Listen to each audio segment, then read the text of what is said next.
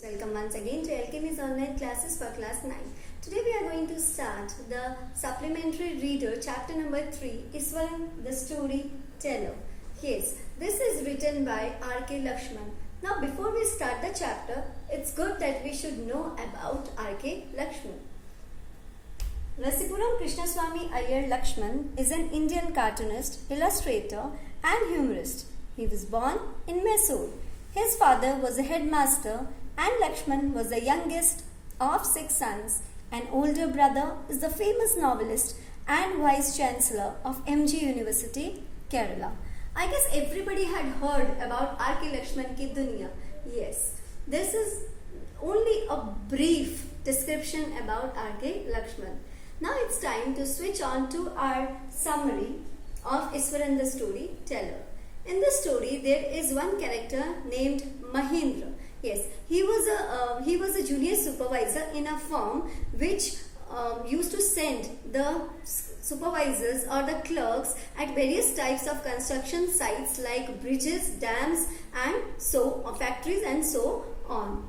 Mahendra's job was to keep an eye on the other workers, and this time also he was posted somewhere else. From one place to another he used to go. He was a very simple person and he was a bachelor also. He did not want much thing to live his livelihood. But one asset he had in his life, and that was his cook named Iswaran. Yes, Mahendra had a cook named Iswaran who used to follow him wherever Mahendra used to go. Now, Mahendra, when he described about Iswaran, he used to tell that Iswaran used to help him in all his daily activities. He used to wash clothes, he used to cook the food, he used to tidy the room, and most of all, he used to narrate the stories to Iswaran. Yes, this was a trait of Iswaran, that he used to narrate the story in such a way that could grab the attention of any of the listener who listened his story.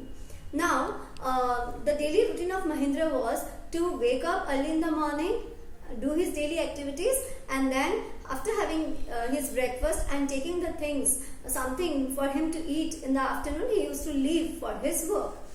In the meantime, Iswaran, he used to clean up the room, he used to wash the clothes, and also he used to cook the food, and then he used to take a leisure bath, and after that he used to read the Tamil thrillers from where he used to get the plot for his next stories. He was so skilled in narrating the story that he did not narrate a simple incident also in a very simple manner. Suppose if he had seen an uprooted tree, he won't say in a simple language. Rather, he would exaggerate the things in such a way that it would really grab the attention of the listeners. Now, he had also told one of the story of an elephant or tusker who became wild and left its timber yard and went after breaking the fences in the village. He had entered into the village and then finally it came into the school ground after smashing all the shops that came in its way. Now, he also, Iswaran also told that everyone, whosoever was there in the school, they got so frightened that they in order to save their life, they went on the rooftop. Iswaran was also one amongst them, and that time he was a child.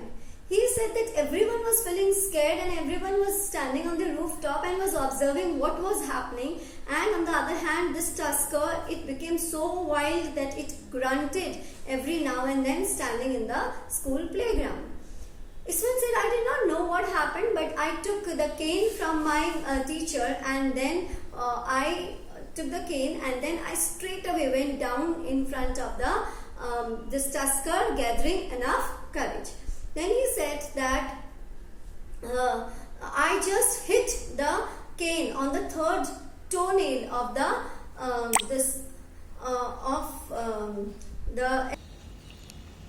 elephant, and then the elephant at that time got stunned and became unconscious.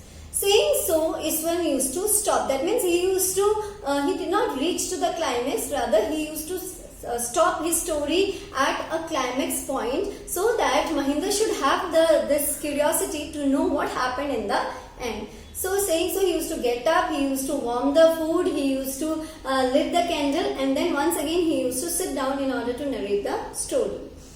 Iswaran then told that the elephant, it got stunned and then it became unconscious. Then Mahendra asked that, okay, but how did you control it? He said that, have you heard the Japanese art named karate? I had read many things about it and I have just applied it over there. Mahendra also used to love to hear the stories from Iswaran because first of all, his art was so interesting that it grabbed the attention, and secondly, he did not have any source of entertainment, so he was all okay with that. Now, one day when Mahendra was having his breakfast, then Iswaran came near him and asked, "Sir, what should I cook today? Because today is a very auspicious day." Mahendra said, "Whatever you want, you can cook. Whatever you like, you can cook because you are skilled in your culinary skills." He said that it is said that in our tradition, if something we are going to cook very this delicious today, it is going to go to our forefathers or our ancestors. So saying so, Mahendra did not reply anything and he left the house. In the evening, when this Mahendra, after having his dinner, when he sat, it was his daily routine, when he sat to hear the story from Iswaran said that, "Do you know, sir, that this area where we are residing now, this factory is actually built on the burial ground, and I have seen many skulls or the skeletons spread all around. But I don't feel afraid because I am a very brave person. But one thing really irritates me the most, and that is the dead body, or you can say the ghost of a woman who was holding a fetus in her hand, and she had such a tangled hair and shriveling face, dried up face, that it irritates me a lot, and she appears on a full moon day." Mahendra stopped Iswaran and he said that there are no such thing like ghosts, and saying so, he went to bed.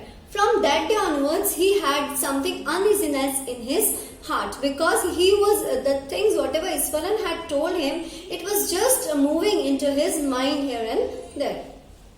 Now, when when Mahendra one night when he woke up from his sleep in the midnight, he saw that the curtain was moving and he could feel that there is something white color standing out of the window. And then he remembered of Iswaran's story of a woman. The man got so scared that he went into his bed and started panting heavily. Now he thought that the thing what he had seen as a white color must be the ghost. So next morning he did not wake up, he did not say anything, rather he just woke up and he went to the office and he gave the resignation, and he said that from now onwards I don't want to work here, and saying so, Iswaran and Mahendra left that place. Dear students, this is the story of Iswaran the storyteller.